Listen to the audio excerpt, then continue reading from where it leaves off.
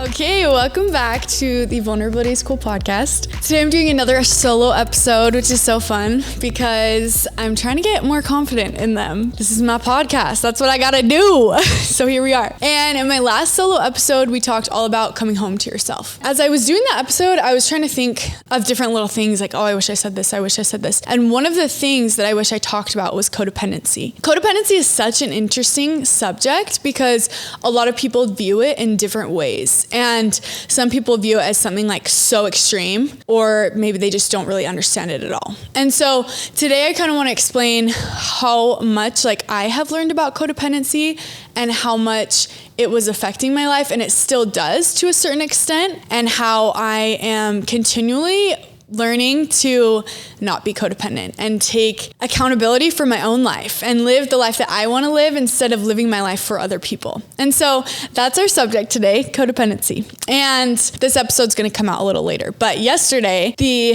election was going on and everything, and Trump is president. And I know there's so many conflicting opinions, and I've just seen so much division on social media, and it really breaks my heart. Posts of if you voted for this person, unfollow me right now, or da-da-da. And I just think it's so important to know, if I could have anyone take anything away from this little section, is that we all have such different views and beliefs and opinions. We've grown up so differently from each other, and there's so many things that make sense to us that do not make sense to other people. I'm feeling emotional about this because it just really makes me so sad to see so much division among such beautiful people that really are so similar. And I think some people voted maybe not fully understanding what they were voting for.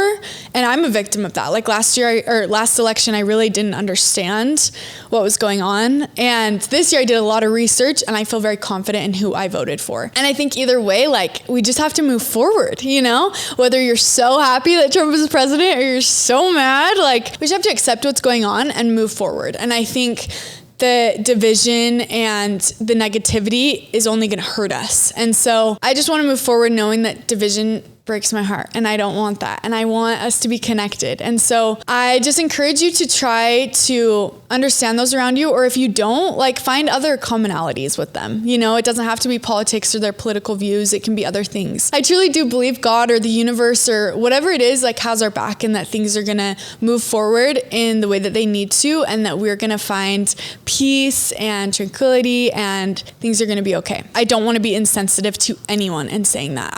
The division just breaks my heart. In the last episode, I talked about different relationships that I've been in and how they affected me, and how really I was so codependent. I was so codependent on others' emotions and feelings to direct my own life. Something that I think about a lot, and that when I was in a seminar, is that 80% of your beliefs developed when you were 0 to 8 years old. 80% of your beliefs developed when you're 0 to 8 years old. And I think there's so much power in unlearning those patterns. From when we were born, codependency is something that saves us. We are so dependent on our parents because they are the reason that we're going to be able to survive. They're the reason that we can eat and sleep in a warm bed. And so we are so connected to them, their emotions and their feelings and their actions, because that's how we survive.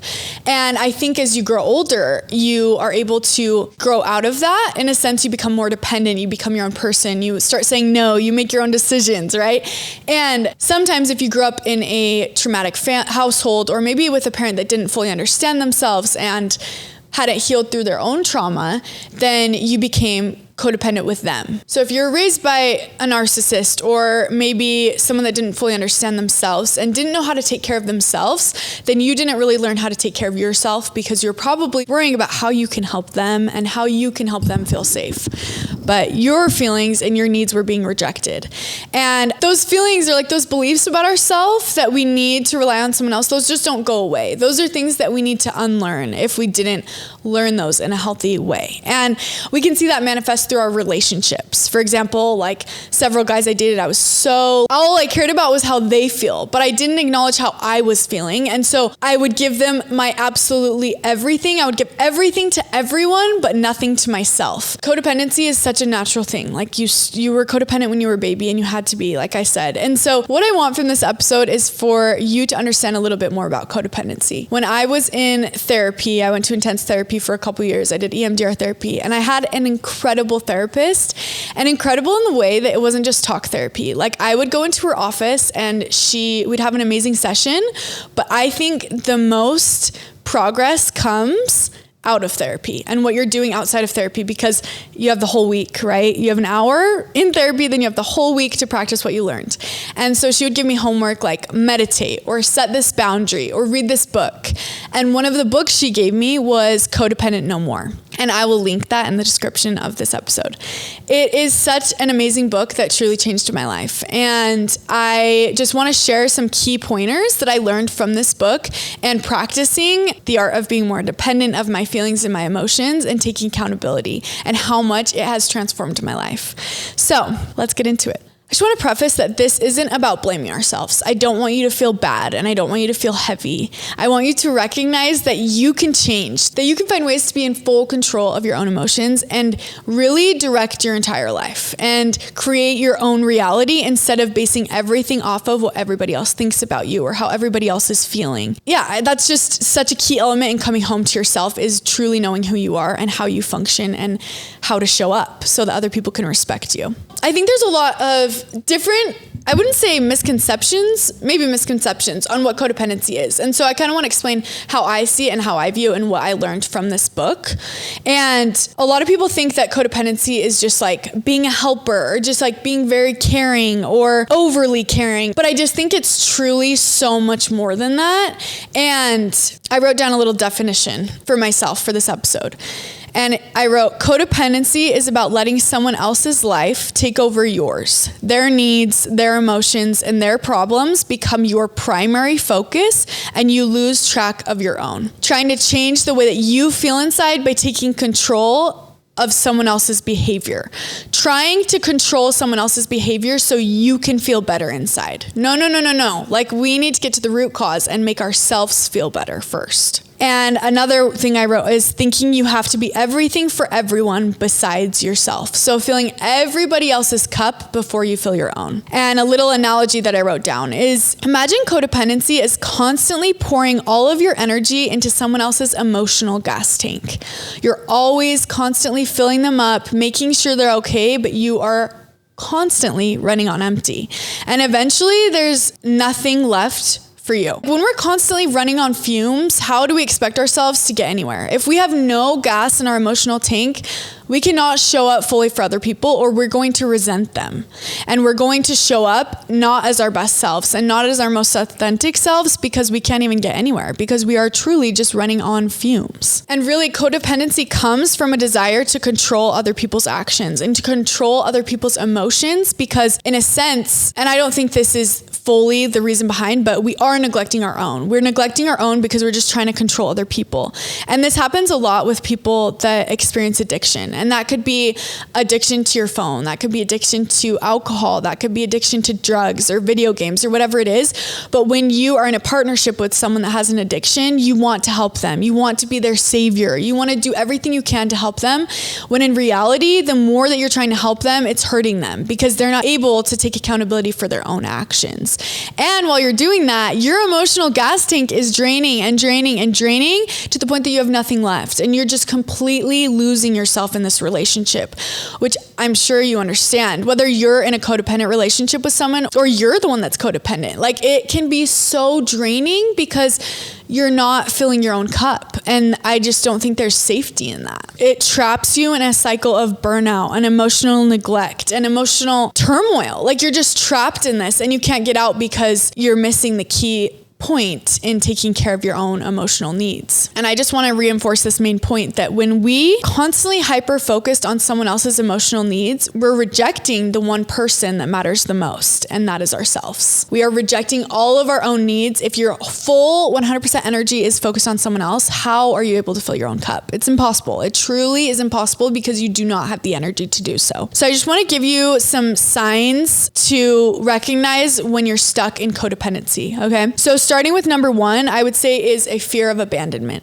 So you're constantly trying to fix things in order to not be left, in order to not be abandoned. You have so much fear of being left alone that you will sacrifice yourself. Another one would be approval seeking. So you're constantly looking for everybody else's validation and not giving yourself that validation. You're constantly, for example, like, should I send this text? What do you think about what I'm saying? And I'm like so guilty of this. Should I say this to this person? Should I be dating this person? Do you like them? Do they like the way that this person treated me? Is that okay? What do you think? Like, instead of just being like, I know myself and I know that this text that I'm sending is great because I know myself.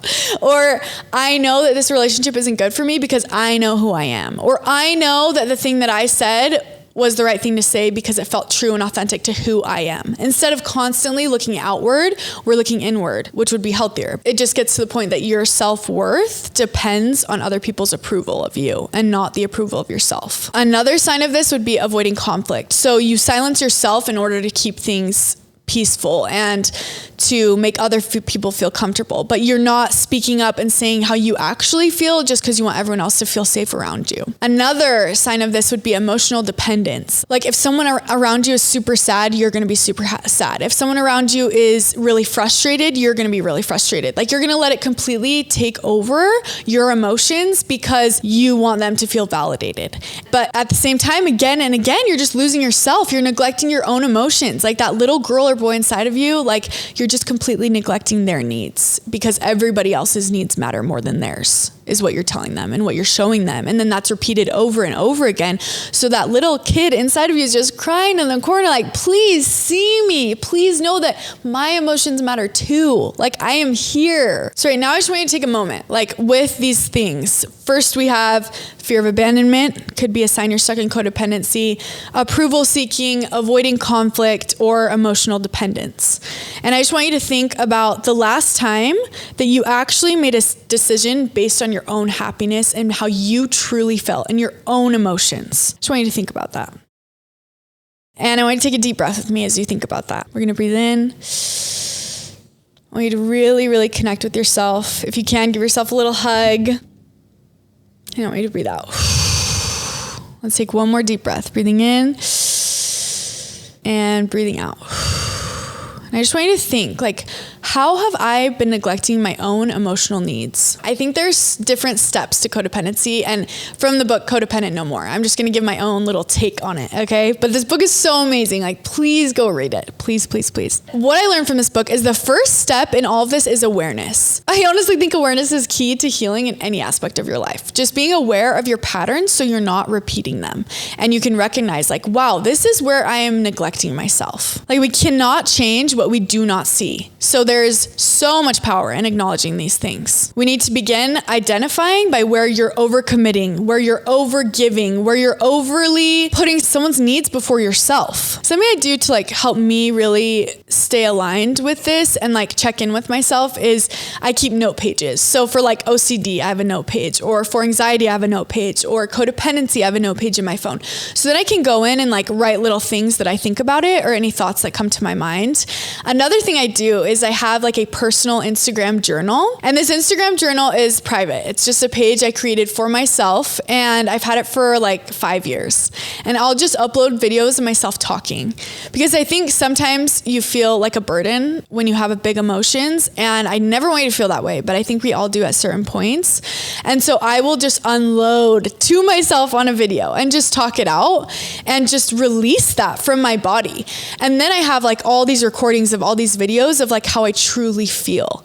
And it's so beautiful because I'm able to, one, like release those emotions, and two, I can go back and reflect and be like, how did I actually feel in that moment? How did I actually feel during that breakup? Like, what am I romanticizing that wasn't actually there? Or how much progress have I made since those videos when I had that mental breakdown? It's just a beautiful way. And then I'll also record, like when I have a thought and I want to share it with someone, I'm like, I don't know who to share it with, I'll just record it and then I'll upload it in there. And it's just such a beautiful way to reflect back on and see different ways that I've progressed, and also be like, wow, I've been so codependent in this way and I need to show up better for myself in this way. It's a way that you can document things that you don't want to say out loud to someone else. Like when you're feeling resentful or you hate someone, or you're so mad at someone, but maybe you don't feel that validated in that. You can validate yourself with making that video and showing up for yourself and giving yourself that space to open up and be who you really are. This awareness, it isn't about like judging ourselves. It's about noticing where we've been in our own way and realizing that we fully have the power to shift. Okay. So step 1 is awareness. Step 2 is detachment, detaching with love and giving yourself the permission to take a step back. And one thing I really, really want you to understand, detachment is not about abandoning anyone. If you are in a codependent relationship, you can feel really anxious about like taking a step back and not like taking full care of them and everything. Like that's not what I'm asking you. I'm just asking you to stop trying to control everything and letting people take accountability for their actions and progress in the way that they need to so that you can do the same. So I think some like practical ways to do this would be to shift your focus. Instead of constantly worrying, how can I help them? How are they feeling? What are they doing? Be like, whoa, just take a deep breath with yourself and say, how do I feel? How am I doing? Am I okay? What do I need in this moment? And something I think is so powerful and that I'm so obsessed with, and that sometimes maybe like a little taboo, is affirmations. I think there's so much power in a mantra or an affirmation. And I think in these times, something also that I love to do is EFT tapping, which I need to do like a full episode on that. But it's essentially when you tap a different part of your body and you repeat an affirmation. And so for me, just to practice with you guys, I want you to put like 4 fingers or all 5 fingers at the top of your forehead. And I want you to tap and I want you to release this with me. I am responsible for my peace. I am responsible for my peace. The journey is theirs to own. Their journey is theirs to own. And I love EFT tapping because it helps you be so present as you repeat these affirmations. But just repeating little affirmations, and I'll include some in the description for codependency because they can help so much. Just reminding yourself, coming back to the present moment and letting your thoughts be focused on these words that you really need to hear in the moment. You are in control. I am in control of my own emotions, and just taking full accountability and acknowledging that and just helping yourself feel safe in your body and knowing that you can show up for you. So we had step 1, which is awareness. Step 2, which is detachment. And I just want to emphasize that by stepping back and by detaching, you create room for you to show up for you. And you also create room for others to show up for themselves. Instead of trying to fill this void for them that you can never fill, they're able to start filling that void themselves. Step 3, so we go awareness, detachment. And step 3, I would say, is rediscovering yourself. Really understanding who you are, what lights you up, what makes you you, and building a foundation and a life that fills you up so much that you're not constantly worrying about everyone else and what they think of you and what's going on and how are they feeling, because you know yourself so well. You know what makes you tick. You know your flaws. You know the best parts about you. When you're trying to control someone's emotions to control how they feel about you, you're not going to feel the need to do that because you know how you feel about you and you don't need them to feel a certain way about you because you know who you are and you know what makes you you and you know how you act. I think for anyone, it's so important to know who you are outside of a relationship and in the relationship that you have with just you and yourself. And it's so important to like set aside time to really understand that. And it could just be little things. Like, for example, instead of scrolling through TikTok, like taking a second to take a deep breath with yourself or doing a meditation, or something I'm so passionate about is brain dumping in your journal because it's such a way for you to connect with yourself and get all of your thoughts on paper and just explode, just let it out. I also love doing that, like I said, in my like personal Instagram journal. It's so powerful to just be able to do that and show up as who you want to be. And it helps you to understand yourself more and find comfort in comforting yourself because you're the one listening to yourself. You are giving yourself that space to express that sometimes we want other people to give us, but we need to do that for ourselves before we can expect that from anyone else. The more you can connect with your true self, the less you will rely on others to make you feel whole. I want you to let that sink in. The more you connect with your true self, the less you will rely on anyone else to make you feel whole. Okay. And that is the whole goal. We want to make ourselves feel whole. Step 4 would be reclaiming control. Okay. Taking charge of your own happiness. And different ways that we can do this are setting boundaries without guilt. So I want you to practice saying no, even if it's just like the tiniest thing, or maybe not texting someone back right when they text you because you're not mentally in a space to respond to them right now. Or, letting them know that, hey, I'm not in a good spot to respond right now. I'll respond later. Just making sure that you're only doing things that align with your needs. Okay. And of course, sometimes we need to help others, but we just need to make sure that our needs are met first. And one way to do that is through setting boundaries.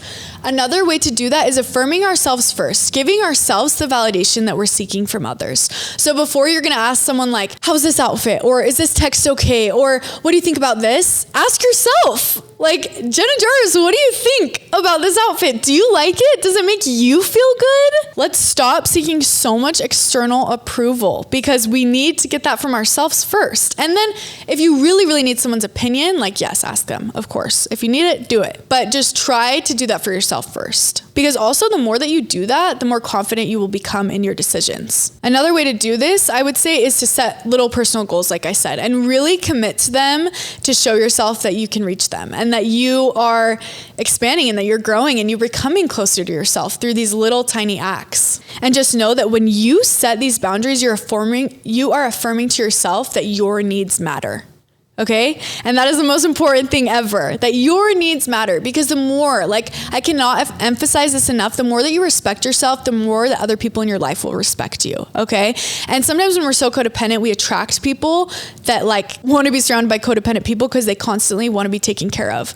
But really that's not the healthiest thing. And I know that's hard to acknowledge and accept, because especially as women, we just want to be caretakers. We want to take care of everybody's needs and do all these things for people, but we want people that will help us be independent and take care of ourselves, and that can also return the favor in taking care of us. Step 1, which is awareness. Step 2, detach with love. Step 3, rediscover yourself. Step 4, reclaiming control. And step 5, practicing self-compassion and practicing patience. Because if you've been codependent your entire life, it's going to be a hard thing to just make that switch. And so we have to, in the sense that we are fulfilling our own needs and that we're saying no and we're standing up for ourselves, we have to give ourselves compassion, because this is hard. This is such hard work. It's going to take a long time to unlearn a behavior if you've been practicing it for 25 years, okay? It's not an overnight, boom, it's over. This is something that we have to continually practice. We have to realize that we're unwinding these habits that are so deeply ingrained, and we have to be so patient with ourselves in that process. I wrote down some journal prompts that I would suggest to really have this self-compassion and practice this patience with yourself.